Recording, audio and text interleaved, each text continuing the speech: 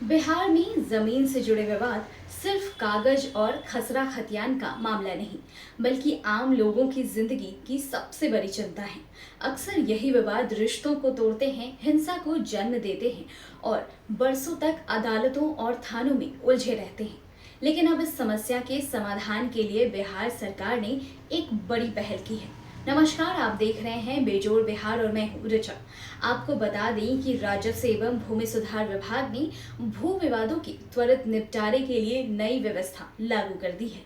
पहले ये बैठकें थानों में होती थी, लेकिन अब हर शनिवार अंचल कार्यालय परिसर में नियमित इसकी सुनवाई की जाएगी। यानी लोगों को बार बार थानों और दूसरे अधिकारियों के दफ्तरों के चक्कर नहीं लगाने होंगे। नई व्यवस्था के मुताबिक बैठक में अंचलाधिकारी, थानाध्यक्ष या उनके प्रतिनिधि, राजस्व अधिकारी और हल्का कर्मचारी अनिवार्य रूप से मौजूद रहेंगे।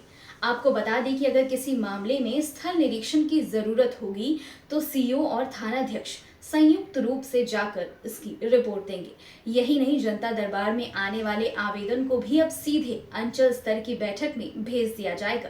अब तक अलग अलग निरीक्षण की वजह से कई बार परस्पर विरोधी रिपोर्ट सामने आती थी और मामले सालों तक अटके रहते थे। लेकिन संयुक्त निरीक्षण से स्थिति भी ज्यादा पारदर्शी होगी और लोगों को न्याय मिलने में भी तेजी आएगी।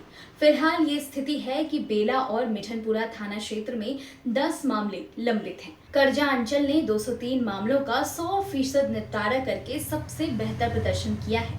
वहीं साहिबगंज थाना क्षेत्र में सबसे ज्यादा 462 आवेदन दर्ज हुए हैं। विभाग का यही लक्ष्य है कि लंबित सभी मामलों का निपटारा प्राथमिकता के आधार पर किया जाए। गौरतलब है कि इसके साथ ही सरकार ने भू समाधान पोर्टल को भी और उपयोगी बनाने का फैसला किया है।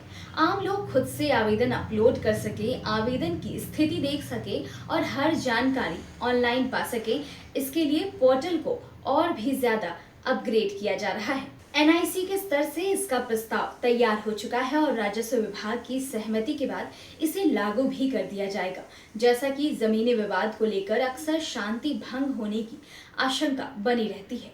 ऐसे में अगर मामला गंभीर हो तो इसे सीधे अनुमंडल पदाधिकारी यानी एसडीओ के पास भेजा जाएगा और अगर ये बिहार भूमि विवाद निराकरण अधिनियम के दायरे में आता है तो इसे डीसीएलआर के पास भेजा जाएगा।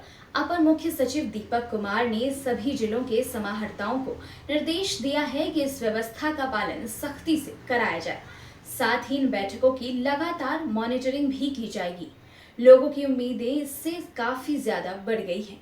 अब सवाल ये है कि क्या ये पहल जमीनी विवादों को वाकई तेजी और पारदर्शिता के साथ सुलझा पाएगी या फिर ये भी एक सरकारी घोषणा बनकर रह जाएगी। फिलहाल लोगों के चेहरों पर एक भरोसा जरूर दिख रहा है कि शायद अब अपनी जमीन पर अपने हक की लड़ाई थोड़ी ज्यादा आसान हो जाएगी।